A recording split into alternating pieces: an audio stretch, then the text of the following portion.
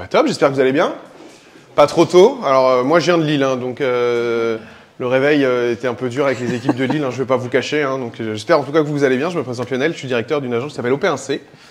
Je te laisse te présenter, je vais pas le faire. Alors, moi je suis Nicolas, je suis chef des opérations chez Influence for You. Influence for You, je ne sais pas si vous êtes tous au courant. Ça fait une dizaine d'années qu'on travaille sur les réseaux sociaux et surtout sur le marketing d'influence. Donc on commence à connaître un peu le sujet. Moi, ça fait depuis 2015 que j'y suis. Donc à l'époque, il n'y avait pas de story sur Instagram. Il y avait surtout du YouTube, donc ça remonte. TikTok, évidemment, n'existait pas. Donc on va vous présenter un peu comment faire pour lier l'influence dans une stratégie globale, en fait. Hein. C'est un peu ça l'idée. Exactement. En fait, comme nous, on est une agence social media, donc on accompagne à peu près une soixantaine de clients. Depuis un peu plus de 13 ans maintenant, on est des vieux du social. J'ai fait le calcul la dernière fois. Je vais vous raconter après mon histoire de blogueur influent. En fait, nous, on travaille énormément sur le social et on voit justement l'intégration de l'influence dans le social et pas sur des choses à côté. C'est un peu aujourd'hui aussi l'intérêt de notre duo de présentation, c'est de montrer l'importance entre Influence for You et une agence. Alors, je vais parler de la nôtre, mais après, ça peut être n'importe quelle agence, mais nous, on est pas mal. Et de montrer justement le lien et comment on intègre un peu l'influence dans une stratégie plus globale et pas uniquement sur des OP un petit peu coup de poing. On a mis pour introduire, parce que pour moi, quand on parle d'influence, il faut quand même reprendre un peu aujourd'hui le fort de la consommation en social media. Je vous ai remis juste, ça c'est les derniers chiffres qui sont sortis du Global Web Index sur les temps passés par jour en social media. Alors c'est les chiffres mondiaux hein, à relativiser avec les chiffres nationaux, mais c'est juste pour vous donner cet exemple, c'est un peu plus de 2h30, enfin environ 2h30 par jour qu'on passe en moyenne sur les réseaux. En fait, c'est important quand même de comprendre, c'est que aujourd'hui, sur ces 2h30, mine de rien, certes, il y a de l'influence, il y a vos propres contenus, il y a des contenus de marque, il y a des contenus médias, bref, il y a énormément de contenus. Et après, je vous ai remis les temps passés en moyenne sur les différents réseaux. Si vous voulez vous faire peur, hein, moi je le fais parce que je le fais avec mes étudiants également en général, je leur dis, allez dans temps d'écran. Et vous regardez le temps que vous passez sur TikTok, d'accord? Et là, vous allez dire, oh putain, merde, je passé trop de temps. Et en effet, moi j'ai fait des cas avec des étudiantes qui passaient 7 heures par jour sur TikTok. Et là, je me dis, ouais, quand même, ça fait beaucoup quand même dans la semaine, là. Il faut faire autre chose. Hein. Pendant les cours, du coup, aussi. Alors ça, je préfère pas savoir à quel moment, peu importe. Hein, Mais pour le coup, ils sont un peu plus polyvalents. Et en l'espace de 15 ans, en tout cas, moi j'ai vu des grosses différences où avant, ils étaient très concentrés. Maintenant, ils sont vraiment multitâches et ils peuvent aller un petit peu partout. Et finalement, dans tout ça, il n'y a jamais eu autant de contenu et autant de contenu avec des concurrents qui sont différents. Et je pense notamment à toutes les marques, c'est de se dire très souvent, quand on parle de social, on parle souvent de la concurrence. On se dit, mon concurrent, il fait ça, mon concurrent, il fait ça. Et en fait, en social media, cette notion de marque concurrente est très différente. Parce que la vraie concurrence que vous avez, elle est essentiellement sur des médias, d'autres personnes qui vont créer du contenu, des influenceurs, certes vos propres concurrents, mais finalement, en fait, c'est pas la même notion de concurrence que l'on peut avoir sur le marché. Donc ça, c'était vraiment pour un petit peu réintroduire sur quelques chiffres. Et pour reprendre, j'ai fait un petit peu ce retour avec cette magnifique DeLorean, mais de remonter que le monde, il n'a pas tant changé, c'est surtout les plateformes qui ont changé. Et qu'en fait, on a entendu parler que l'influence était quelque chose de très récent, que c'était né il y a quelques années. C'est assez faux, en fait. L'influence existe depuis hyper longtemps.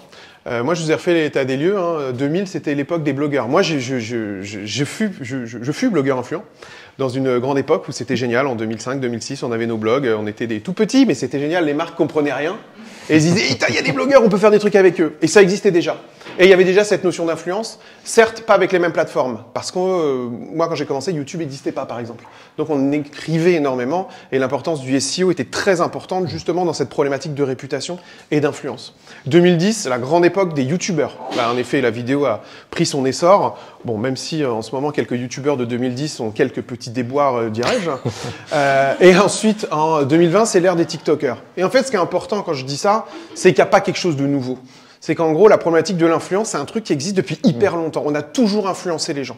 Et on a toujours été influencé par des gens. Ce qui va changer, c'est beaucoup plus la compréhension de ces plateformes. Et c'est là où il faut justement comprendre que quand on a plusieurs plateformes, quand on va avoir vous-même plusieurs plateformes et les influenceurs aussi, c'est de comprendre comment tout ça va venir s'intégrer dans votre stratégie un petit peu plus globale. Ouais, en fait, ça a vraiment commencé à exploser dans l'esprit collectif autour de 2016 à peu près. Parce que les médias plus classiques ont commencé à en parler. Je ne sais pas si vous vous souvenez, c'était l'époque où Enjoy Phoenix passait à TF1 sur le JT où elle faisait Danser avec les stars. Et en fait, elle est passée, ça a duré peut-être 6 mois où on a vu que Enjoy Phoenix sur tous les réseaux sociaux, mais surtout sur tous les anciens médias. Et là, en fait, les gens ont commencé à se dire, ah oui, en fait, il y a des influenceurs. Le commun des mortels a commencé à réfléchir à ça à ce moment-là. Et c'est pour ça qu'on a l'impression que l'influence, c'est récent, alors qu'en vrai, comme disait Lionel, c'est quelque chose qui existe depuis très longtemps. Du coup, commençons par comprendre, pour aller plus loin sur l'influence, je vais parler du créateur de contenu. En fait, moi je parle du principe que comme quand on travaille pour une marque, pour savoir quoi faire avec cette marque, on va s'intéresser également à ses cibles, à son fonctionnement. On va faire pareil, on va essayer de se mettre dans la peau en fait, d'un influenceur, et je vais plutôt parler d'un créateur de contenu, parce que moi je trouve le mot un peu galvaudé aujourd'hui, influenceur. Je préfère dire que ce sont des gens qui créent du contenu. En fait, de comprendre quel est son rythme de développement. Et en fait, c'est le rythme assez traditionnel en général, quand il commence, c'est par passion. S'il commence pas par passion, je vous l'ai pas écrit là, c'est plutôt que c'est une célébrité de la télé-réalité et que du coup, par sa célébrité, il a décidé de devenir influent pour continuer sa carrière. Mais commençons quand même qu'à la base, un créateur de contenu, c'est par passion qu'il écrit, peu importe sur quoi. Il va trouver une passion, il va commencer à créer du contenu et raconter quelque chose. Puis, finalement, si ça devient intéressant, son audience va se développer, ce qui est logique, parce que à moins qu'il ait une passion unique où 10 personnes en France vont l'avoir, et quoique, il serait influent auprès de 10, et c'est peut-être intéressant, mais pour le coup, on a une audience qui se crée. Et plus son audience va se créer, plus sa personnalité va s'affirmer et se développer. Et c'est important, c'est de se dire, dans les créateurs de contenu, il y a un moment, il y a une vraie notion de personnalité. C'est pas juste des gens qui créent du contenu, ça aura de l'importance après. Il est créateur de contenu et devient son propre média. Et c'est important aussi de comprendre, c'est qu'aujourd'hui, le créateur de contenu, c'est pas juste un gars qui prend une photo, qui va le publier, c'est qu'il a une vraie ligne éditoriale, et on en parle après dans son écosystème qui va s'étendre, mais il va décider de construire comme un média. Il va avoir une rythmique de publication, il va avoir une rythmique de contenu. Et en fait, il y a une vraie professionnalisation à un moment. Mais il reste toujours passionné. Parce qu'en fait, il reste toujours sur sa base, qui est le pourquoi les gens l'ont suivi. Et ça, il ne faut jamais l'oublier. C'est qu'à un moment, même quand on est un média, qui peuvent exister, que ce soit des médias, des magazines ou autres, il y a un moment, on va se décider d'une ligne et on va s'y tenir parce que notre audience attend ça. Et c'est important de comprendre que plus il va se développer, il va développer son écosystème. À un moment, il va devenir, et ça, gardez-le en tête, et je vais revenir plusieurs fois dessus, il doit devenir, et il va devenir, ce que je vais appeler business-centrique. Business-centrique, c'est que il va en faire son métier. Il va en faire son gagne-pain. Il ne faut pas l'oublier, en fait. C'est pas juste des gens qui sont que là pour la passion. Alors, au début, ils le font, et ils le font par passion, mais à un moment, ils se rendent compte qu'ils peuvent gagner de l'argent. Et en fait, dans cette notion de business-centrique, c'est de se rendre compte que son écosystème, il va le penser avec les différentes audiences, et ces différentes audiences, de comprendre ce qu'il peut gagner dessus. C'est-à-dire, il va pas gagner la même chose quand il va faire du TikTok, il va pas gagner la même chose quand il va faire du YouTube, il va pas gagner la même chose quand il va faire du Instagram. Et de comprendre qu'en fait, son business, il est basé sur ça. Donc, essayez aussi de comprendre, lui, comment il fonctionne, pour comprendre quand vous voulez déjà intégrer de l'influence, de se dire, mais attends, il en est à quelle étape de son développement? Et puis, finalement, derrière, où est-ce qu'il gagne de l'argent? Parce qu'il faut pas rêver, hein. Les gens, en fait, tout le monde en a besoin à la fin du mois. Donc, c'est aussi important de comprendre que de plus en plus, ils sont de moins en moins dans cette notion de plateforme centrique, c'est-à-dire, je suis qu'un YouTuber. C'est faux. Je vais vous prendre l'exemple de la sommité qui est Squeezie aujourd'hui. Squeezie a commencé sur YouTube, il fait du Twitch et il organise des grands prix. Pour faire très très simple, il a bien compris aujourd'hui quand même que son business, c'est pas juste de faire des vidéos dans sa chambre et que il a aujourd'hui des plateformes et il a une vraie notion de business qui existe derrière et on ne l'oublie pas du coup sur ça. Ouais, après ça se professionnalise fort aussi sur les influenceurs. Donc en fait, ils sont business-centriques, pas forcément sur les plus gros. C'est-à-dire que c'est pas parce que ils ont pas encore un job à côté, parce qu'ils gagnent pas assez d'argent, qu'ils vont pas réfléchir comme ça.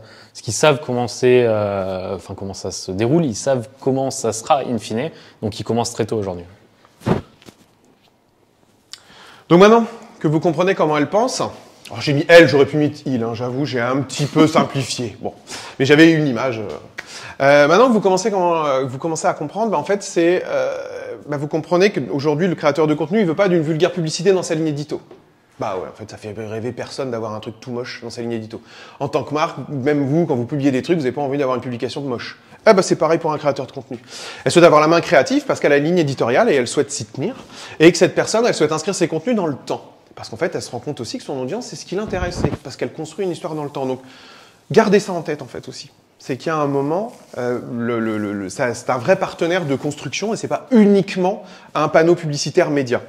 Et mettez-vous toujours dans la tête de cette personne qui crée du contenu, en tout cas. Donc on va essayer de prendre un petit peu d'auteur et de voir comment on peut intégrer finalement dans une stratégie plus globale l'influence à différents moments, tout ce qu'on peut en faire, et de voir justement comment on peut faire peut-être autre chose qu'un simple levier promotionnel, c'est-à-dire de faire un jeu concours avec une promo pour réussir à vendre un petit peu plus. Certes ça fonctionne, mais c'est un levier un petit peu simpliste. Enfin simpliste en tout cas, qui peut être amélioré. Ouais, pour ça il faut déjà comprendre donc du coup ce que c'est l'influence. L'important dans l'influence, c'est que, comme toute autre forme de média, l'idée, c'est vraiment de changer le comportement des gens qui vont voir les messages. Donc les influenceurs, ils font ça sur ce dont ils ont l'habitude, sur leur ligne édito. Quand on est une marque et qu'on veut bosser avec des influenceurs, c'est ce travail-là en fait. C'est que les gens me connaissent, qu'ils aient une opinion sur moi ou qu'ils en changent et qu'ils soient plus proches de moi. Donc ça, c'est vraiment l'idée de base. Ce qu'il faut garder en tête également, c'est que quand on fait une campagne d'influence, l'idée, c'est pas de bosser avec l'influenceur qu'on aime bien ou l'influenceur du moment. Il va falloir qu'on les choisisse en fonction de ceux qui sont pertinents. Je sais que j'ai l'impression d'enfoncer une porte ouverte quand je dis ça, mais c'est très important. Le nombre de marques qui nous disent j'ai envie de bosser avec Squeezie alors que ça n'a aucun sens par rapport à leur stratégie. Ouais, mais c'est sympa de bosser avec Squeezie, c'est pour ça. C'est sympa aussi. Et voilà. Et après, il y a un autre point également. On n'est pas là pour chercher le chiffre pour les chiffres, quoi. Donc en fait, c'est le même exemple. Mais on va pas bosser avec des énormes influenceurs parce qu'il faut bosser avec des énormes influenceurs. Parfois, les plus petits créateurs de contenu, ils ont une audience plus engagée. Si on cherche l'engagement, il faudra plutôt faire ça.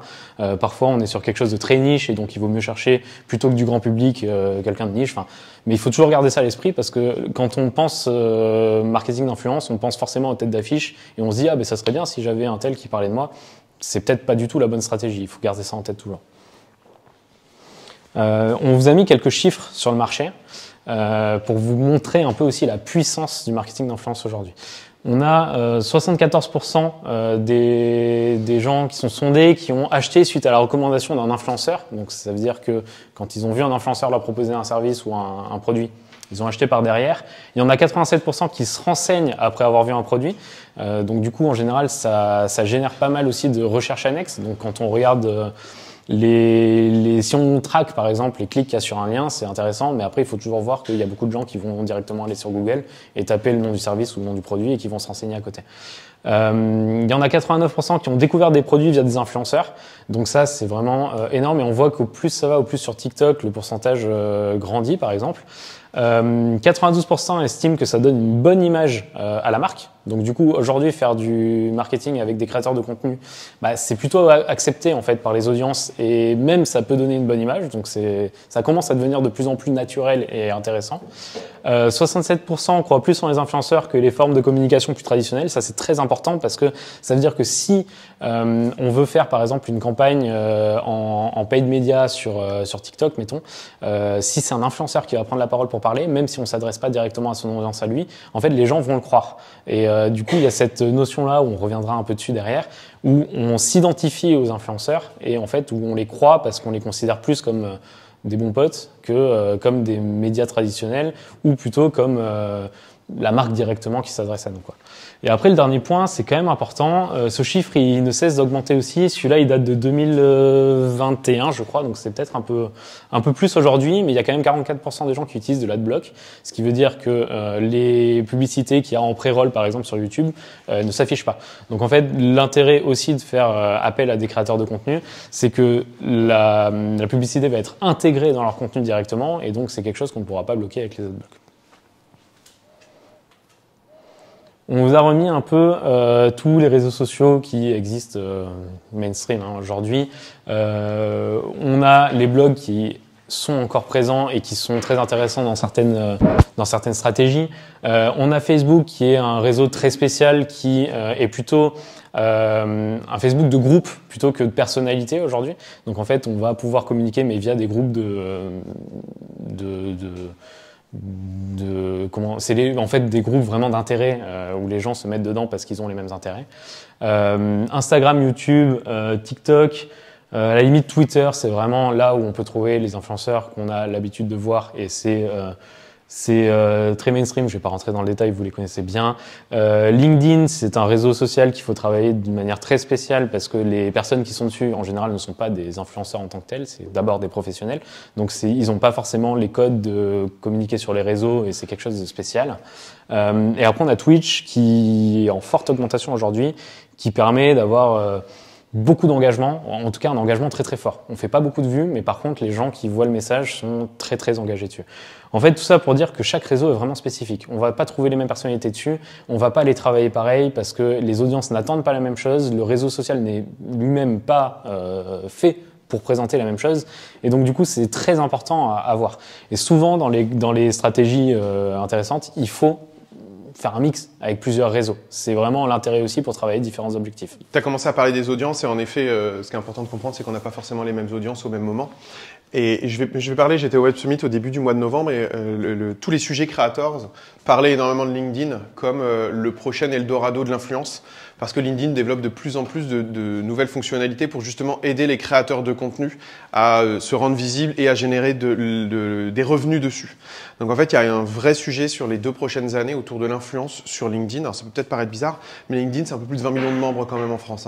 Donc en fait, on se rend compte qu'on n'est pas sur une petite communauté et qu'aujourd'hui, certes, on peut avoir une vie professionnelle pour 20 millions des personnes qui peuvent être connectées, mais en fait, on se rend compte que ces gens-là, ils ont une vie aussi normale, enfin, sans vouloir faire comment dire, de points faciles, mais gardons en tout cas, tous les réseaux en tout cas ont vraiment des audiences très spécifiques en tout cas. Là, je vous ai mis un peu la pyramide de l'influence, comme on dit, qui en fait divise les talents en fonction de leur nombre d'abonnés. C'est important d'avoir conscience de ça parce que suivant où ils sont placés dedans, ils vont pas réagir pareil. Évidemment, les budgets vont pas être les mêmes, mais l'engagement de leur communauté va pas forcément être la même. Le fait qu'ils sont professionnels ou pas aussi sur la qualité des contenus qu'ils vont faire sera différente. Donc, il faut prendre toutes ces choses en compte. Ça veut pas dire qu'il faut bosser qu'avec les plus gros, encore une fois, hein, comme ce que je disais tout à l'heure. Ça veut juste dire qu'il faut vraiment savoir où on veut se placer en fonction de la stratégie qu'on veut avoir. Là, c'est une pyramide que nous, chez Influence for You, on utilise. Peut-être que toutes les agences différentes ont une pyramide un peu différente, mais dans l'idée, on est à peu près raccord. Ouais. Et après, je vous ai mis aussi l'exemple spécifique de TikTok, parce qu'en fait, on pourrait le faire sur tous les réseaux. Hein.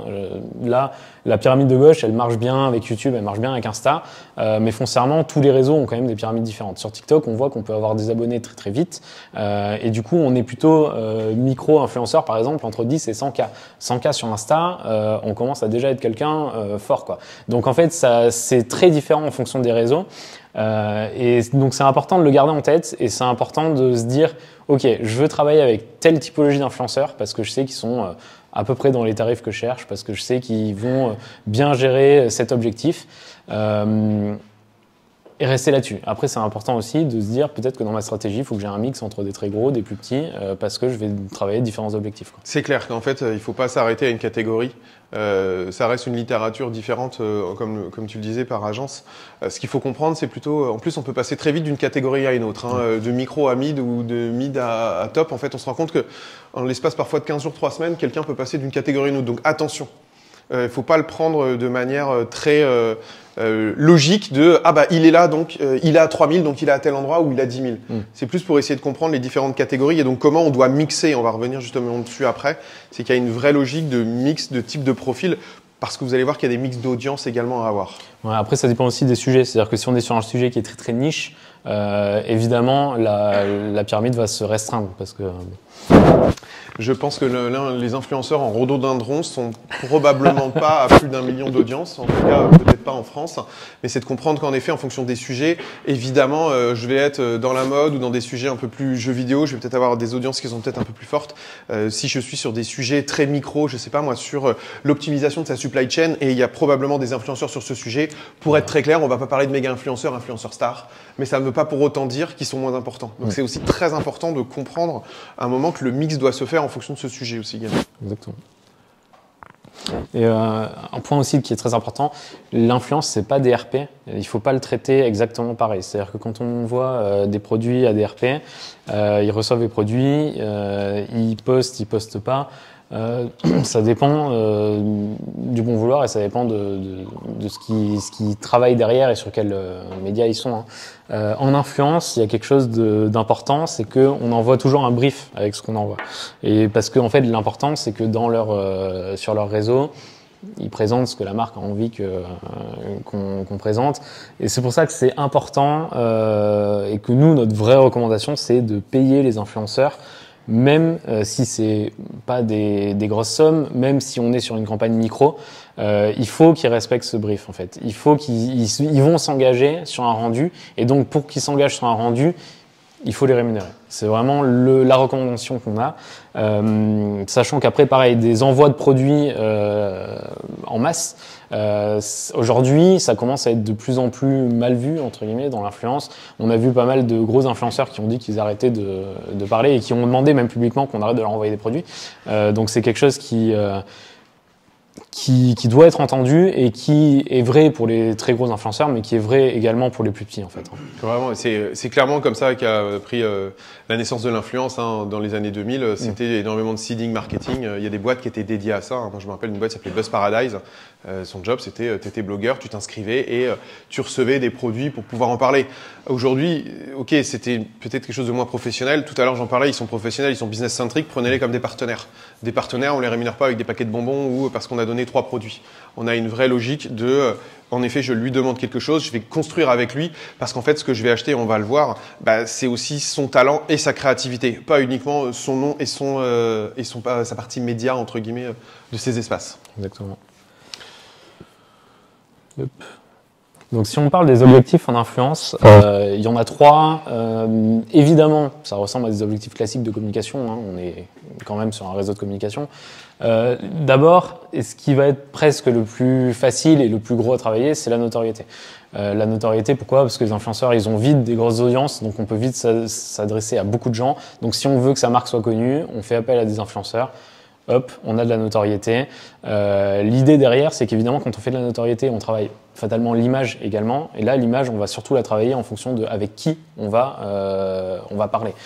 C'est très très important de se dire, je veux positionner ma marque là ou là, et du coup d'aller chercher les influenceurs qui eux sont là ou là. Concrètement, si, comme je disais tout à l'heure, si on veut parler de quelque chose de très green et qu'on va prendre un influenceur qui est plutôt dans la vulga scientifique et qui montre que les centrales au charbon c'est très bien. Bon, on s'est peut-être un peu trompé, même s'il a beaucoup d'audience, c'est pas l'idée quoi. Donc du coup, ça c'est très important. L'influence aide vraiment à positionner sa marque. Et derrière, il y a l'engagement. L'engagement, c'est un item qui est assez spécial en influence, parce que dans plein de réseaux, évidemment, on peut travailler l'engagement aussi. Mais sur l'influence, le truc qu'on a, c'est que l'engagement, on le voit. On le voit parce qu'il y a des commentaires, parce qu'il y a des likes, il y a des partages, il y a tout ce qu'on peut voir directement en natif sur les réseaux. Et donc, du coup, vu que c'est beaucoup plus visible, on peut aussi trier les influenceurs par rapport au taux d'engagement qu'ils ont. Et si on cherche une campagne vraiment engageante, on va le faire comme ça en fait. Et donc là, à ce moment-là, peut-être qu'on sera plutôt sur OK, celui-là, il est très engagé, donc j'y vais, même s'il a moins d'abonnés que celui-ci, qui va toucher plus de gens, mais qui a moins d'engagement. Donc ça, c'est quelque chose qui est important. Derrière, quand on parle d'engagement aussi, il y a tout ce qu'on voit pas. C'est-à-dire que les influenceurs, ils ont, eux, plein de stats que nous... on arrive à récupérer parce qu'on a des technologies dessus et qu'on est spécialisé, mais que le commun des mortels ne voit pas. Après, pareil, quand on met des liens traqués, par exemple, sur une vidéo YouTube, c'est important de prendre en compte que les clics dessus, ça reste de l'engagement. Et justement, c'est l'engagement peut-être le plus fort qu'on va essayer d'avoir. Mais il y a tout ça qui est important. La génération de trafic, les clics sur les liens, les téléchargements d'apps, si jamais on pousse une application, il faut le prendre en compte et c'est important. Pareil, si on fait une story et qu'on clique sur... un arrobase quelque chose dans la story, ça reste un engagement, c'est un clic, c'est important aussi. Donc du coup, ça c'est quelque chose qu'on peut voir et qui est différent des autres réseaux. Dans l'idée, quand on communique avec un influenceur, de toute façon, on va faire les 3. Parce que dans le post qui va sortir, il va toucher des gens, il aura son image associée et il y aura forcément de l'engagement. Ou alors on s'est vraiment trompé d'influenceur, mais bon, dans l'idée, il y aura les 3. Mais du coup, c'est important aussi de se dire, OK, ma campagne, qu'est-ce que c'est ? Qu'est-ce que je veux faire en priorité ? Et à ce moment-là, il faut choisir quel est l'objectif principal. Et en fait, toute la strate qui va en découler, vraiment, on partira de là, quoi. Complètement. C'est justement, je pense, le slide d'après. Et ça va être de dire, d'arrêter en fait de penser juste à des opérations coup de poing et d'essayer de le rentrer dans quelque chose d'un peu plus large. Le un peu plus large, en fait, nous, on travaille de manière toute bête. Alors ça, pour tous ceux qui font du marketing à la perf ou de l'achat, c'est de reprendre un funnel de transfo assez rapide et de reprendre les 3 étapes de branding, de considération et de performance. Et qu'en fait, aujourd'hui, de se dire, on peut pas travailler simplement mes influenceurs en me disant, certes, on a vu juste avant les 3 points que tu évoquais, mais en fait, nous, c'est de nous dire, quand je vais travailler une campagne, je vais essayer de la travailler justement dans cet entonnoir-là et de faire un mix justement de ces différents profils. Parce qu'en fait, comme pour n'importe quel levier, ce qui va devenir intéressant, c'est justement de réussir à avoir cet entonnoir. Donc en fait, déjà, le premier point quand on va parler d'influence, c'est justement dans ces campagnes, c'est d'essayer de mixer justement ces objectifs. Certes, ils peuvent faire les trois, mais il y a un moment, c'est de décider aussi en fonction du type d'influenceur que l'on va avoir ou de créateur de contenu, de définir à quel endroit il se situe dans le funnel. C'est-à-dire, est-ce qu'il est très très haut et qu'il a un objectif réellement de potentiellement de faire découvrir la marque au plus grand nombre ou de faire découvrir le produit au plus grand nombre, mais sans forcément essayer de travailler en plus la considération, d'avoir peut-être des spécialistes qui vont travailler peut-être beaucoup plus cette considération ou qui vont montrer l'intérêt du produit à une cible qui est déjà acquise parce qu'ils sont dans leur audience potentiellement déjà intéressés. Et peut-être, encore une fois, un autre type d'influenceur, peut-être encore plus micro, avec une communauté beaucoup plus engagée, qui vont encore plus aider là à l'engagement. Donc, c'est hyper important en fait d'un moment dans ces nouveaux outils, alors même s'ils ont que 20 ans pour moi en influence et qu'on en parle beaucoup plus depuis quelques années, mais en fait de pas oublier cette logique marketing et de pas la désolidariser du reste en fait. C'est que on peut pas juste se dire ah c'est un petit truc à part, un peu nouveau, puis on va faire de la com et puis bon bah, super on peut faire de l'influence. Non non ça doit bien rentrer dans ce funnel un peu plus global. Pardon. Ouais. Et surtout pour moi l'influence elle peut pas gagner toute seule. Alors, je suis fan de Formule 1, donc forcément j'étais obligé de mettre une Formule 1 dans la presse, mais en fait c'est de comprendre que comme dans une équipe de Formule 1 ou dans une équipe de sport, en fait il y a certes les gens qui sont frontales et qui pilotent, mais en gros si vous oubliez tout le reste des leviers ou si vous utilisez tout le reste des équipes, ça aura moins de performance. Mettez le meilleur pilote du monde s'il n'y a pas d'équipe sur un circuit ou derrière 500 personnes dans des usines pour l'optimiser sur un Grand Prix, vous n'arriverez rien à y faire. Et en fait, c'est de comprendre que l'influence, c'est la même chose. Ça peut pas gagner tout seul. On peut pas être dans son coin et se dire, vas-y, on va se faire une campagne d'influence, puis je vais pas forcément en parler avec d'autres départements de l'entreprise, ou je vais pas essayer de le relier à une autre opération, ou je vais pas essayer de le relier à un autre levier. Oui, si vous le faites, ça va pas forcément être la catastrophe. Mais en fait, vous allez louper tous vos effets de levier. Et c'est en ça où je dis, aujourd'hui, vous devez intégrer absolument l'influence dans les différents moments, en fait, du cycle de vie, de l'expérience utilisateur, et de surtout pas se dire, tiens, on va se faire un petit truc dans un coin. Nous, on a eu le cas l'année dernière, une marque en food qui est venue et qui a lancé un brief influence. Mais que ça. Je dis, mais vous avez pas de social? Non. Mais vous avez pas d'autre OP? Ben non, parce qu'en fait, on a mis tout le budget que sur ça. Je dis, ouais, c'est quand même un peu dangereux, votre truc. Et en fait, quand tu grattais le sujet, c'est simplement, ils ont pris leur budget en se disant, bah, comme c'est tendance, en fait, ça va être beaucoup plus simple pour générer beaucoup d'audience et on va avoir beaucoup d'audience d'un coup. Tu dis, ouais, mais d'accord, mais par rapport aux objectifs que vous fixez, ça colle pas. Et en fait, au milieu de la presse, moi, j'ai juste arrêté, je dis, j'arrête tout ce que je vous ai proposé, ça ne marchera pas. Ça peut pas marcher parce que vous avez juste pris le levier qui était le plus tendance, qui paraissait le plus économiquement viable, parce que moins cher en soi. Mais en fait, derrière, ça ne permettra pas d'atteindre vos objectifs. Donc, c'est important aussi de se dire, attention, l'influence, c'est pas juste un truc dans un coin, ça doit bien être intégré au global. Désolé pour cette image de Formule 1, j'étais obligé. C'était vraiment... Quand on fait, par exemple, une campagne, je reprends TikTok parce que c'est vraiment un réseau qui est en train de trouver sa place aujourd'hui dans le marketing d'influence. Si on fait une grosse campagne avec plein de TikTokers, mais qu'on n'a pas de compte TikTok, c'est un peu dommage. C'est pas grave en soi, ça dépend de ce qu'on propose et parfois c'est pas du tout fait pour avoir un compte TikTok. Mais je veux dire, si on en a un, ça veut dire qu'on va avoir plein d'abonnés qui vont arriver grâce aux campagnes. Et après, rappelez-vous que ces abonnés-là, c'est des gens qui sont très affinitaires avec vous parce qu'ils sont là, ils se sont abonnés enfin ils ont fait le choix de venir s'abonner. Hein. Et vous pouvez les toucher gratuitement parce que du coup, dès que vous communiquez sur vos réseaux, ils vous entendent. Donc du coup, c'est très important de se dire les influenceurs ne remplacent pas notre visibilité sur les réseaux. C'est important que les marques aient un compte également. Carrément. Et ce que je disais tout à l'heure, c'est finalement dans ces différents sujets d'audience et autres, c'est on intègre différents profils à différents moments. Et c'est vraiment important. Alors j'ai un peu spoilé mon slide tout à l'heure, mais en fait, le but, c'est vraiment de mixer les différents types d'influenceurs et de pas juste se prendre une fois une superstar et de se dire bon c'est bon, j'ai fait ma grosse OP, ça a super bien marché. En fait non, parce que ça doit durer dans le temps, à différents moments. Et en fait, comme je reprends mon funnel que j'expliquais tout à l'heure, on n'est pas obligé de lancer toutes ces campagnes en même temps, mais de comprendre qu'elles doivent être complémentaires. Et en fait, dans cette complémentarité, en effet, je vais peut-être avoir du top influenceur pour travailler de la noto, comme j'ai pu le dire, mais du spécialiste qui va me permettre de parler de mon influence également et de montrer l'influence qu'on peut avoir. Nous, on fait de l'influence pour des enduits. L'enduit, je suis désolé, c'est du BTP, ça fait pas rêver. C'est plus simple d'en faire en cosmétique ou en mode, par exemple. Mais pour le coup, on est obligé de tomber quand même sur des gens qui sont spécialistes. Bah oui, en fait, pour faire de l'enduit, on va pas utiliser Squeezie, pour être très clair. Alors ça pourrait être une vidéo très drôle, mais par contre, je suis pas certain que ça aide réellement la marque dans un de ses business. Donc, c'est de comprendre à chaque fois, en fait, on doit mixer. Et là, c'est pour ça que je ne parle même plus de taille d'influenceur, mais de comprendre justement aussi sa spécialité et comment dire, le pourquoi il crée du contenu et du coup derrière son audience. Pareil, parfois on va avoir des influenceurs qui vont être affinitaires dans le sens où ils aiment particulièrement la marque. Il y a on travaille pour des marques de bonbons. Il y a clairement on est tombé sur des créateurs de contenu qui étaient fans absolus de certains types de bonbons. En fait, très clairement, c'est-à-dire que là, je m'en fiche qu'il soit top influenceur, je m'en fiche qu'il soit spécialisé, je m'en fiche qu'il ait 1000 ou 2000 personnes. C'est le meilleur ambassadeur pour justement l'impliquer dans quelque chose, pour créer du contenu. Parce qu'en fait, il est tellement affinitaire avec mon produit que pourquoi je vais juste regarder et me dire « Ah ben non, il a que 2000 personnes, c'est vraiment pas intéressant. » Ouais, mais si les 2000, ils sont aussi engagés que lui, non mais c'est les meilleurs clients du monde. Donc c'est important aussi de vraiment prendre ça, c'est de se dire, pensez à différents moments et surtout à bien mixer ces différents taillés. Ne vous arrêtez pas en tout cas à se dire j'ai tel budget, du coup je peux prendre qui ? Non, si j'ai tel budget, comment je peux le mixer également dans le temps ?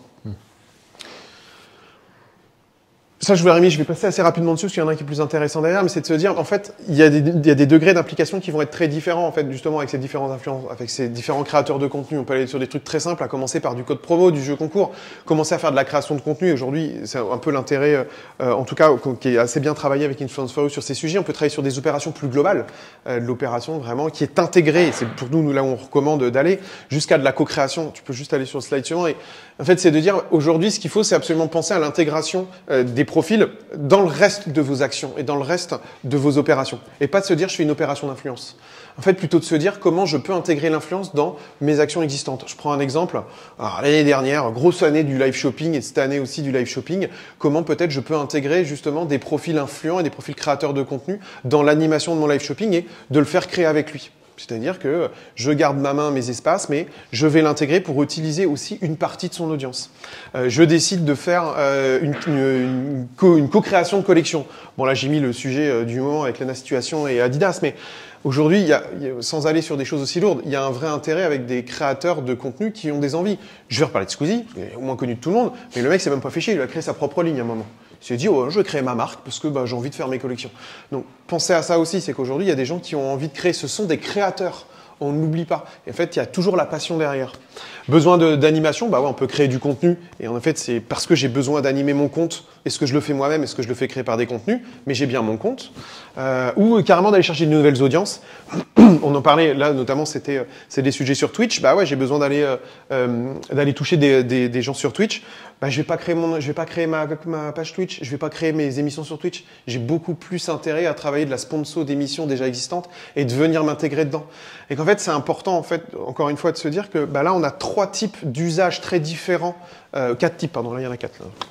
4 types d'usages très différents de l'usage de ces créateurs, mais qui finalement vient bien s'intégrer dans le reste d'autres actions. Et évidemment, sur tout ça, je vous parle même pas de l'ensemble des autres leviers de communication existantes entre le paid et tout le reste des leviers marketing. Mais à bien penser. C'est pour ça que là, dans tout ça, on parle pas d'opération d'influence, en fait. Et pour moi, c'est quelque chose qui est important. En fait, je fais très attention sur le terme stratégie d'influence. On entend beaucoup parler de ce terme-là. Non, on va revenir. Non, en fait, il y a une stratégie globale de com dans laquelle l'influence peut venir s'intégrer. Mais on n'en fait pas forcément un truc à part qui va vivre tout seul. Pardon. Je reviens juste sur le dernier point. C'est pareil pour les podcasts, par exemple. C'est très difficile de créer un podcast aujourd'hui, de trouver une audience. Ça se travaille sur un long moment. Sponsoriser directement un podcast qui existe et qui va toucher votre audience, quoi. C'est comme pour Twitch, il y a des moments où c'est plus intéressant d'aller là où l'audience est déjà plutôt que d'essayer soi-même de se battre contre d'autres, quoi. Mais l'enfer de lancer un podcast, hein.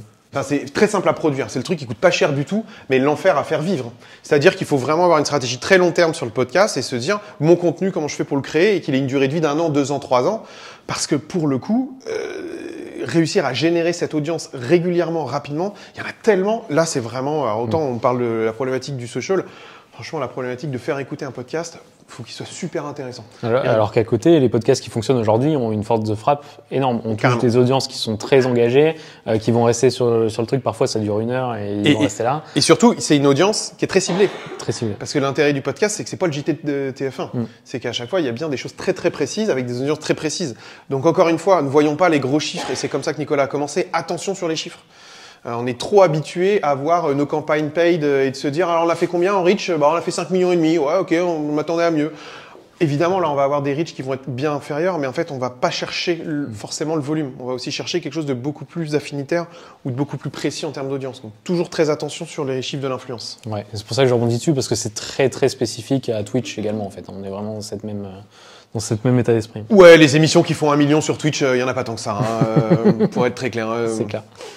Quand on commence à faire 10 000, 20 000. On l'a dit tout à l'heure, on le remet, un partenaire, ça se rémunère, et on l'a dit juste avant. Arrêtons de penser qu'ils vont le faire gratuitement, et encore une fois, je vous leur dis, mettez-vous à leur place. Je l'ai remis parce que de temps en temps, on le réoublie, donc j'ai refait des petites piqûres au fur et à mesure de se dire, c'est un budget, et justement, on va voir pourquoi derrière, qu'est-ce qu'on paye quand on rémunère un créateur de contenu.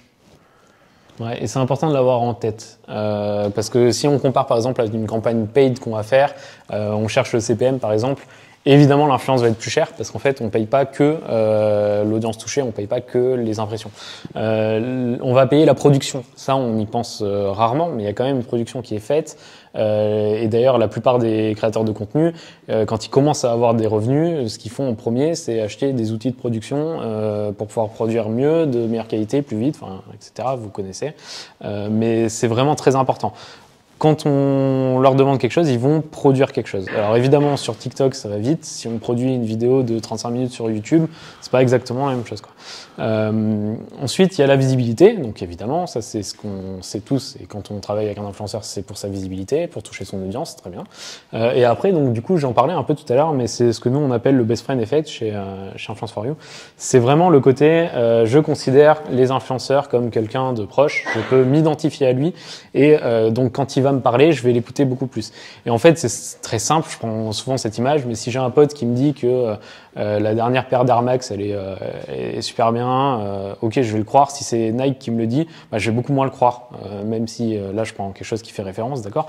Mais dans l'idée, c'est ça. C'est un pote qui nous donne son petit tips, et donc ça marche beaucoup mieux en fait. Et c'est vraiment ça l'intérêt de l'influence, quoi. Et c'est pour ça aussi que quand c'est une personne plus lambda qui est influenceur qui va parler de votre marque, même si on touche pas son audience parce qu'on fait par exemple un push de paid media sur sa vidéo, en fait ça va vachement mieux marcher que si c'est la marque qui prend la parole directement, parce que les codes des réseaux seront beaucoup plus respectés, parce que son ton sera beaucoup plus spécifique, et parce qu'on aura l'impression que voilà, c'est une personne potentiellement proche qui nous en parle, quoi. Du coup, important par rapport à ça, de pas, et c'est ce qui permet de faire le lien au début quand on parlait de la pyramide, de pas tout le temps se raccrocher à cette pyramide d'abonnés, entre guillemets, parce qu'en fait, cette pyramide d'abonnés, elle va presque parler que du milieu, c'est-à-dire c'est quoi potentiellement la visibilité que je peux avoir, mais vous achetez pas que ça. Si vous l'achetez que de la visibilité, faites du paid. Franchement, ça marche très très bien, mais en fait, c'est pas ça que vous voulez acheter. Sinon, vraiment, des campagnes dans social, vous faites du paid sur le groupe Meta ou sur TikTok, ça marcherait très bien. Mais vous n'allez pas avoir pour le coup forcément la production qui collera à une ligne édito d'un créateur de contenu, et vous n'allez pas avoir cette proximité qu'il va avoir. Donc, c'est pour ça, toujours essayer de comprendre finalement ce qu'on achète dans le travail avec un créateur de contenu. C'est pour ça que c'est intéressant aussi que les créateurs de contenu puissent apparaître sur les marques sur les comptes des marques, parce qu'en fait ils vont amener leur ton, ce qui va changer un peu aussi par rapport à ce que la marque a l'habitude de faire, et ce qui peut être vraiment intéressant. Alors attention, ça va prendre avec des pincettes, ça dépend des objectifs, ça dépend de la marque, ça dépend de l'influenceur, mais c'est pour ça que c'est intéressant aussi, parce qu'on ramène un peu d'humanité entre guillemets dans ce compte. Non, celui-là on l'a déjà vu. Il y a un autre point qui est important et que je disais tout à l'heure, c'est l'influence, c'est pas héroïste. Il y a plein d'autres manières de faire du ROI qui seront plus performantes. Quand on en fait découpe ce que je viens de dire précédemment sur disons que si on paye un influenceur X euros, combien de pourcentage ira dans chaque chose. Nous, c'est ce qu'on estime. Évidemment, ça dépend de chaque influenceur, parce qu'il y en a certains qui vont mettre beaucoup plus dans la prod, et il y en a certains qui vont faire beaucoup plus parce qu'ils ont une énorme audience. Mais dans l'idée, il y a 30% qui va dans la production. Donc déjà, c'est-à-dire que si on veut comparer à un coût de paid, il faut prendre son coût de production aussi de la vidéo qu'on va pousser en paid, parce que sinon, c'est pas comparable. Donc déjà, il y a ça. Ensuite, on a à peu près 30% qui va aller dans la notoriété. Donc ça, c'est vraiment, comme on disait tout à l'heure, les gens qui vont être touchés par l'influenceur. On va avoir 15% de visites directes. De visites indirectes, pardon, qui sont importantes et qu'on oublie toujours, parce que ça, c'est les gens qui vont se dire, ok, j'ai vu tel produit, je vais aller chercher sur Google. et ceux-là on peut pas les traquer, on ne sait pas. Donc il faut toujours regarder si on a eu des pics de connexion par exemple sur les sites internet après avoir fait une campagne, parce que c'est très important, on n'y pense pas, mais finalement il y a beaucoup de gens qui font ça. Et après donc en fait au final il nous reste que 25% de visites directes. Donc en gros quand on cherche à évaluer les performances de la campagne sur du ROI, finalement on est exposé qu'à 25% de ce qui est le total de ce qu'on a payé. Donc évidemment on peut se rendre compte qu'on a l'impression qu'on n'a pas vraiment performé, mais parce qu'en fait on a payé plein d'autres trucs. Et c'est ça qu'il faut garder en tête pour relativiser le coût de l'influence par rapport au ROI. Après ce qu'il faut se dire aussi, c'est que encore une fois, l'influenceur, même s'il est le plus insistant possible, les gens qui vont aller cliquer, bon, ils sont peut-être pas là pour ça à la base, et donc du coup, c'est pas forcément le plus ROIste. On est vraiment là plus pour la noto et l'image. Il faut des mécaniques annexes. Si on n'a pas une offre promotionnelle en même temps qu'un lien, bon, ben c'est moins intéressant pour le viewer d'aller cliquer. Donc il faut aussi qu'on ait ces choses-là. C'est pas obligatoire, c'est pas toujours vrai, ça dépend des influenceurs, mais dans l'idée, gardez en tête que quand on décompose vraiment le coût, en fait, il y a plein de choses qu'il faut prendre en compte et qu'on ne prend jamais en compte, quoi. Ouais, et tu parlais en effet d'un code promo, mais c'est pas forcément des codes promo. Parfois, c'est sur des durées limitées aussi, des quantités limitées. En fait, c'est de réutiliser toutes les techniques très traditionnelles du marketing et du marketing de la vente, en fait, pour réussir à les adapter encore une fois à un support média. Et qu'en gros, en effet, si on cherche à faire des quick wins et à vendre d'un coup, alors oui, ça peut fonctionner, hein. On a à l'époque Jay Phoenix qui, quand on parlait de certains produits maquillage, vidait les stocks complets du site e-commerce en une journée. Oui, ok, ça arrive. Mais pour le coup, faut pas le prendre en se disant c'est naturel et ça fonctionne dans tous les coups. Il y a des communautés qui vont acheter plus ou moins. Pour être très sincère, les influenceurs bagnoles, c'est pas parce qu'ils parlent d'une bagnole que d'un coup il y a des ventes de bagnoles le lendemain. C'est plus simple d'acheter un tube de rouge à lèvres à 5 € ou à 10 € que d'acheter un produit à 150 € ou d'acheter une bagnole à 10 000 €. Pas cher, cela dit.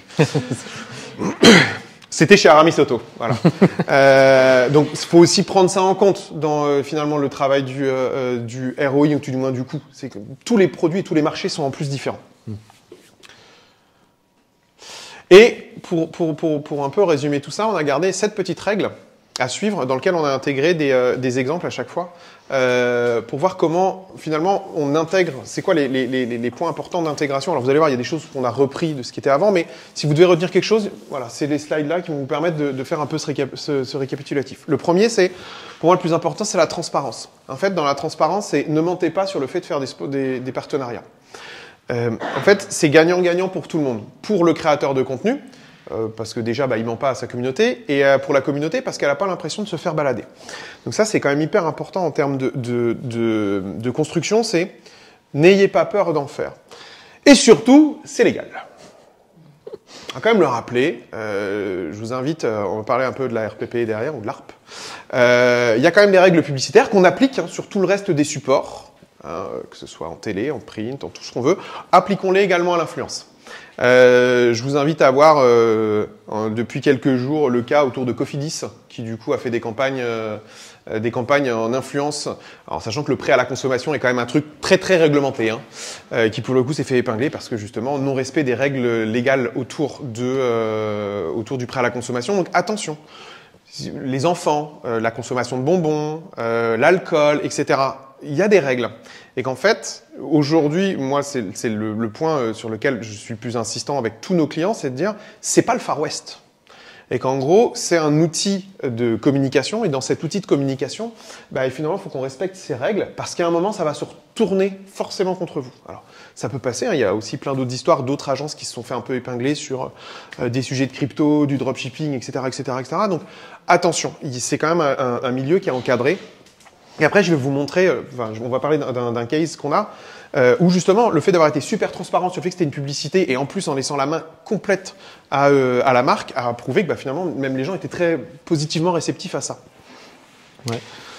Juste avant, on a évoqué un peu les RPP, je ne sais pas si vous êtes au fait de ça, mais en fait, c'est un organisme qui est l'autorité de régulation professionnelle de la publicité qui existe depuis longtemps, évidemment. Nous, on travaille avec eux chez Influence For You depuis 2018 en forte coopération. En fait, l'idée, c'est de se dire, ok, il n'y a pas tant de règles que ça, parce que c'est très nouveau, que c'est pas considéré comme du média classique aujourd'hui. Alors ça commence à aller mieux, mais il y a eu beaucoup de choses qui ont été faites. Ouais. C'était un peu le Far West, hein, on va pas se mentir.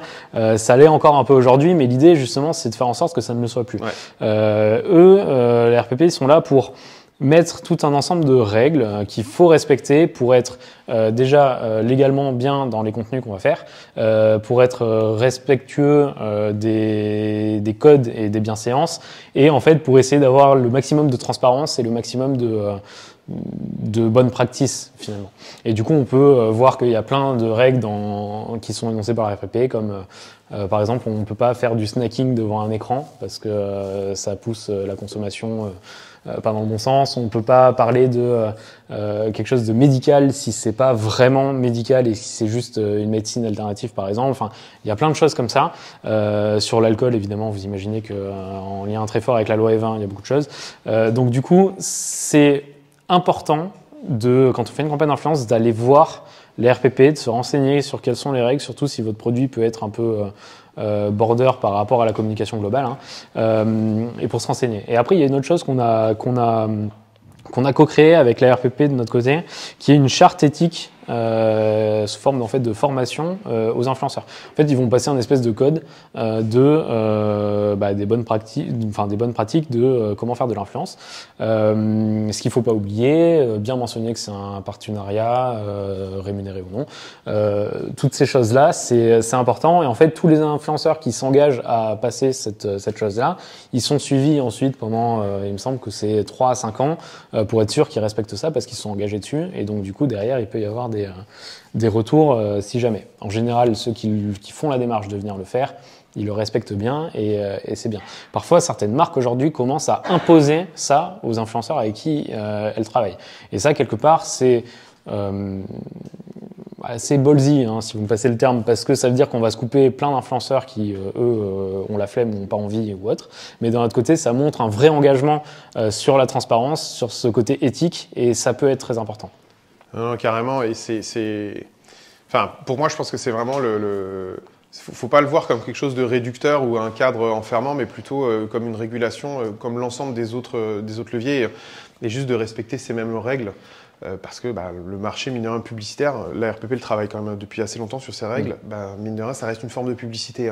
L'influence, certes, c'est du placement de produits pour beaucoup, mais ne l'oublions pas quand même. Et parfois, on fait de la communication auprès de publics qui peuvent être plus ou moins sensibles. Je pense notamment aux plus jeunes. Il y a quand même des vrais sujets de protection aussi à avoir par rapport à eux.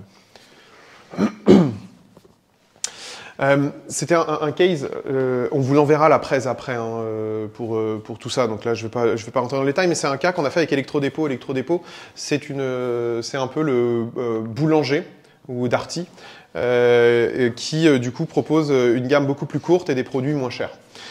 Et pour faire parler de leurs produits, on a fait, là pour le coup, c'est vraiment dans le global d'accompagnement qu'on a avec eux, des premiers tests sur TikTok où on a laissé la main à un créateur de contenu qui était Jason Caravan et qui pour le coup a créé une vidéo sur laquelle il avait la carte blanche sur le sujet.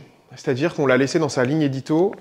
Alors, peut-être pas la regarder tout de suite, ou je vous l'enverrai, elle sera dans le lien, mais on n'est pas dans une communication de marque. C'est vraiment un TikToker qui fait une vidéo en respectant pas beaucoup de codes de la marque. Et le principe, c'était d'équiper son appartement pour 600 €. Et en fait, je vous ai juste mis les quelques commentaires là que j'ai pu voir. C'est simple, si vous allez sur le TikTok, vous retombez, c'est les commentaires qui reviennent très rapidement sur comment la communauté a perçu ça. Donc c'est bien un partenariat rémunéré, c'est écrit en haut, il l'explique bien avec Electrodépôt, etc. Donc on n'a pas caché. Donc quand je parle de cette transparence, c'est que la marque n'a pas essayé de faire ça en soum-soum. Et pour le coup, c'est les vrais retours, c'est le meilleur placement de produit que j'ai vu, comme quoi c'est possible de faire des placements de produits partenariat propre, meilleur personnage, meilleur placement de produit, c'est un 10. En fait, quand je vous parlais de cette transparence et de cette liberté, laissez-leur la main. En fait, ils connaissent bien mieux leur audience que vous. Donc oui, la marque, quand elle l'a vu, pour être très très claire, elle s'est quand même dit, vous êtes vraiment sûr de votre coup parce que ça correspond pas trop. Et on dit non, mais c'est le principe, on s'en fout. Que toi, tu as tes espaces sociaux, parle bien comme tu veux, laisse-le lui parler sur ses espaces et il va parler de ta marque. Ça fait plus d'1 million de vues. Donc pour le coup, on est quand même sur aujourd'hui une vraie visibilité qui avait du sens. Et surtout derrière, on parlait de cette notion d'engagement et de considération. Bah, en plus de ça, en dehors de la notoriété de l'image, enfin de la notoriété que ça peut générer, il y a aussi une amélioration de l'image du produit. Donc pour être très clair, c'est en plus de ça, c'est plutôt des magasins qui sont placés en province, qui m'avait dit province tout à l'heure, en région, et dans les périphéries en région. Donc bref, tout collé en tout cas au niveau de la cible ou autre. On avait du coup, deuxième règle, si je me trompe pas. Non, c'était bon. Si mon ordi veut bien y aller. De quoi? Hop. La deuxième règle pour moi, c'est l'authenticité. L'authenticité, c'est le laisser faire, écrire et produire. J'ai commencé à en parler juste avant. Mais en fait, lui dites pas quoi faire. Certes, il y a un brief. Un brief, c'est de dire pourquoi tu dois parler, de quoi tu dois parler, etc. Mais par contre, créativement, autant le laisser faire. C'est son job. On l'a dit, 30% d'un budget qu'on va lui donner est dédié à la création de ce contenu, à la production de son contenu. Donc en fait, si on commence à lui faire 12 000 allers-retours sur une prod, en fait, ça va le saouler. Et ça ne va pas l'intéresser. Si vous commencez à rentrer dans ce jeu-là, c'est-à-dire de ne pas garder son authenticité et de vouloir le modeler, franchement, faites-le vous-même. Faites appel à une agence, faites une création de contenu et faites du paid. Parce que sinon, vous allez perdre tout l'intérêt de travailler avec un créateur de contenu qui a sa patte, sa manière d'écrire et son audience. Et surtout, lui, comme je l'ai dit à un moment, il veut absolument pas en fait qu'il y ait un contenu qui ne corresponde pas à sa ligne édito. Donc en fait, cette authenticité, elle se travaille vraiment par ce point-là, de leur laisser de la liberté. Ouais, c'est vraiment hyper important. Vous imaginez pas le nombre de briefs qu'on reçoit des marques où en fait c'est un brief d'agence de créa qui va faire quelque chose de très charté qui n'a absolument rien à voir avec les influenceurs. Vraiment, c'est encore aujourd'hui le cas et on en reçoit beaucoup et on est obligé de faire toute cette pédagogie qui est hyper importante parce que sinon on va dans le mur directement. Et après, il y a une autre chose aussi qui est importante dans cette idée de co-création vraiment du contenu en lui-même. L'influenceur, c'est vraiment le premier expert de son réseau. Donc il sait s'il y a un concept, s'il y a quelque chose qui va fonctionner, parce qu'il a déjà sans doute testé, parce que lui, quoi qu'il arrive, même si c'est pas une sponsor, ce qu'il cherche à avoir, c'est le maximum d'audience, le maximum d'impression, le maximum d'engagement. Donc si on voit sur son contenu qu'il a quelque chose qui fonctionne bien actuellement et qu'on vient vers lui et qu'on veut absolument faire ça, peut-être qu'il va nous dire mais attendez, ça c'est vrai, mais c'était bien il y a 2 semaines, aujourd'hui j'ai ce concept-là qui sera mieux. En fait, l'idée c'est de se dire on a un brief, on a une trame, travaillons-le avec l'influenceur, parce que c'est comme ça que ça fonctionnera le mieux. Je suis en train de me faire rappeler à l'ordre sur le timing, donc je vais le passer rapidement sur le site. Ça, c'est un exemple, on travaille pour Cacolac, et sur le Cacolac, on a créé le FC Cacolac. Le FC Cacolac, c'est l'équipe des créateurs de contenu sur lequel on fait appel à des gens qui vont créer des contenus pour nous sur TikTok. Et typiquement, là, on a fait travailler, donc son nom a changé, c'est plus Mercure Studio, c'est Vincent je sais plus quoi, sur lequel c'est un créateur de contenu qui honnêtement fait des pubs. C'est assez impressionnant. Mais c'est un TikToker et il est suivi pour ces raisons-là. Et du coup, là, comme on parlait de cette authenticité, c'est on lui a laissé créer, en fait, comme il le souhaitait, c'est-à-dire qu'on a laissé aller sa créativité à lui autour du produit. Et surtout, derrière, on l'inscrit dans le temps, puisque le principe, c'est que lui, c'est le leader et c'est le capitaine du FC Cacolac, c'est-à-dire qu'il y a d'autres créateurs de contenu. Donc au total, il y en aura 11. Un rapport avec le foot, etc. J'ai compris le truc. Aujourd'hui, on en a déjà 5 au total, avec lui compris, qui vont générer du contenu pour la marque. Donc, quand tout à l'heure, je parlais de ce qu'on peut faire avec nos créateurs de contenu, il y a un compte TikTok que nous, on anime, mais il y a également des créateurs de contenu qui, à leur tour, vont en créer pour animer le compte. Donc, pensez également à ça. Encore une fois, il y aura les liens. Si jamais vous voulez les revoir, on pourra recliquer dessus après. Quand ça veut pas... Autre sujet, en plus je les ai plus en tête. Si. Pensée relation longue, on l'a dit, là ça va être assez rapide. Les cookies d'influence, c'est jamais bon. Franchement, c'est comme pour des relations avec des gens. Partez du principe, moi j'ai toujours fait l'analogie entre le social media et des relations humaines. Les relations d'un soir, on se la mène jamais très très loin. C'est un petit peu la même chose en social. Essayez de créer réellement dans le temps et d'essayer de créer un lien avec lui. Pourquoi ? Parce qu'en fait, si vous n'essayez pas de le comprendre ou de créer un lien avec lui, c'est ce que je marquais juste en dessous. En fait, une sponsor va remplacer une autre sponsor, puis va remplacer une autre sponsor. Et en fait, oui, peut-être que vous allez avoir un petit peu de visibilité, mais finalement, dans le temps, ça va peut-être pas vous permettre d'aller très très loin. Pour illustrer ça, on travaille avec Prime Video. On a fait pas mal de choses pour la sortie, leur grosse sortie de l'année, qui était les anneaux de pouvoir, donc en rapport avec le Seigneur des Anneaux. L'idée, c'était pas justement de travailler en un coup, mais de faire quelque chose tout au long de la sortie des épisodes. Donc ça a duré 7 semaines, il me semble, parce qu'il y avait 8 épisodes, il y en a 2 qui sont sortis la première semaine. Et en fait, à chaque vendredi, quand on sortait les épisodes, il y avait sur le Twitch d'Amazon Prime, il y avait une session de watch party. Une watch party, c'est très simple. L'influenceur regarde la vidéo et vous êtes logué sur le même lien et donc vous regardez en même temps. S'il met pause, ça met pause pour vous et donc vous pouvez suivre ce qu'il vous dit. Ce qu'il faut voir, c'est que du coup, ça a duré 7 semaines, c'était important et l'audience, il y en a de plus en plus parce que du coup, ça est devenu vraiment un rendez-vous en fait régulier et on a quand même réussi à toucher quasiment 6000 personnes en pic sur Twitch, c'est-à-dire qui regardent en même temps la vidéo, ce qui est une très bonne perf, surtout pour un compte de marque, et surtout en gardant à l'esprit que pour regarder une watch party, il faut avoir l'abonnement Prime Video, sinon on peut pas accéder à ça.